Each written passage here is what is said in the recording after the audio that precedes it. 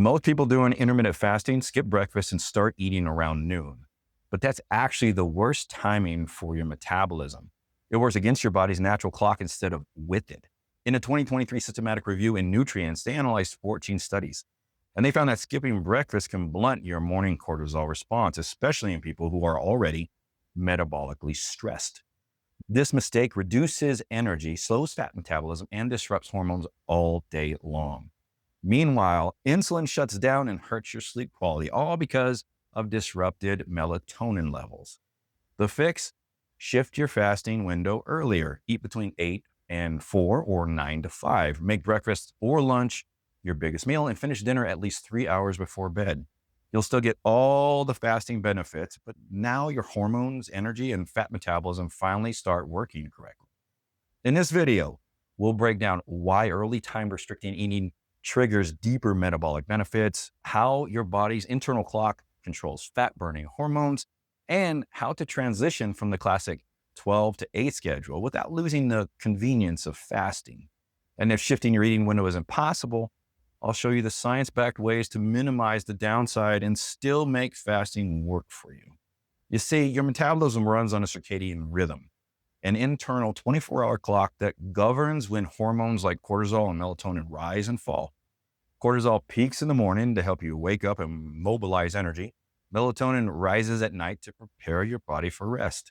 These two hormones don't just control energy and sleep, they dictate how efficiently and effectively you process food.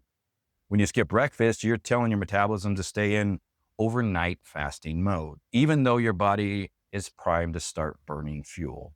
Researchers like Dr.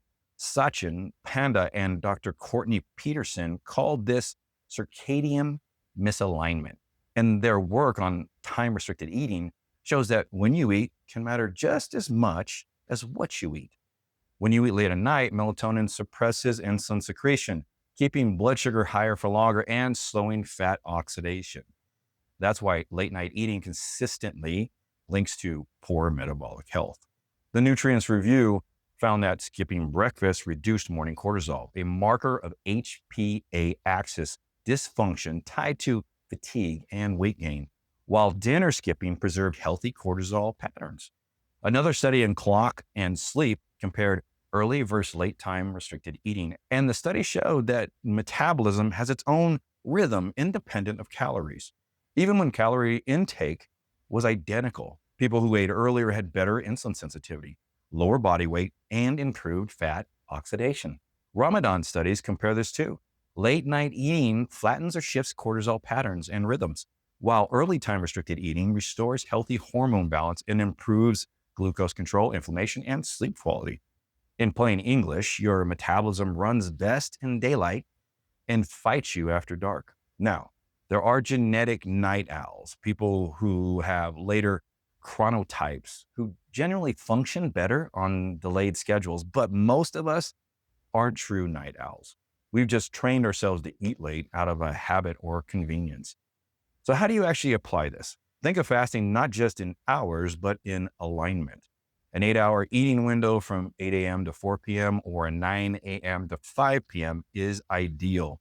Even a 10-hour window like an 8 a.m. to 6 p.m. works better than the classic 12 to 8. You'll still trigger autophagy, fat adaptation, and insulin sensitivity just during your body's optimal metabolic hours. What you want to do is front load calories at your first and second meals when insulin sensitivity and nutrient uptake is strongest. Keep carbs on the earlier portion of the day and save lighter, high protein meals for your last meal. And eat that meal 3 hours before you go to bed. This delivers some of the biggest improvements in deep sleep, next day energy, and glucose control. If you go to bed at 10, for instance, finish eating by around 7. If you sleep around midnight, aim for 9.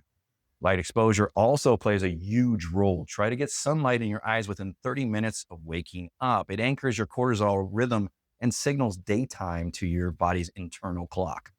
At night, dim your environment and avoid bright screens 2 to 3 hours before bed as well as eating, so melatonin can rise naturally. If you're currently on a 12 to 8 schedule, shift gradually.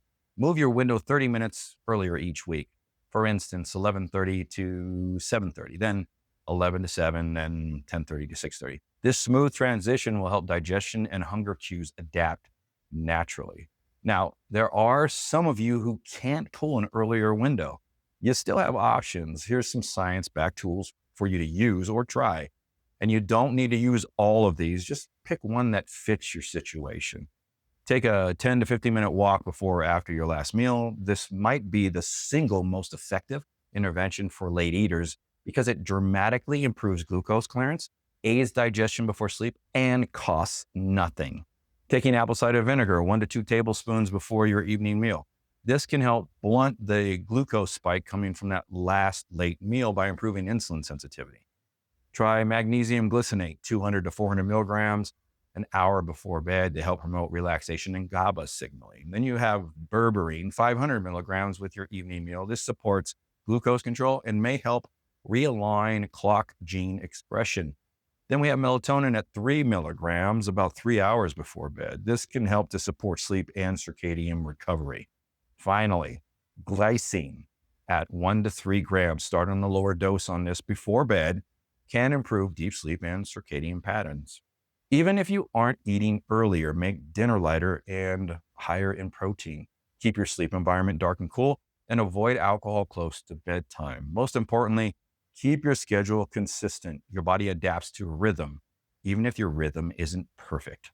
When changing your patterns, expect a short adjustment period. The first week can feel odd. Early meals may seem forced and hunger might shift, but ghrelin, your hunger hormone, will adapt to this new meal timing within about 3 to 5 days. As you adapt, you should notice better morning alertness and steadier energy the next day.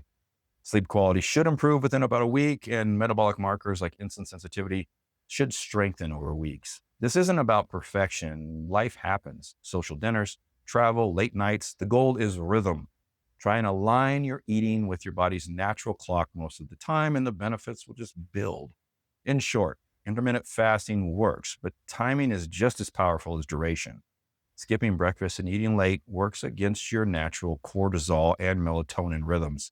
Shifting your window earlier, or at least supporting that clock, restores energy, hormone balance, and sleep quality. It's been shown in research. So if you've been doing the noon to 8 window, try running this as your next experiment. If this helped you understand why timing matters, hit the like button and subscribe for more science-backed breakdowns that cut through all of the hype out there. Thanks for watching. This is David, and I'll see you guys in the next one.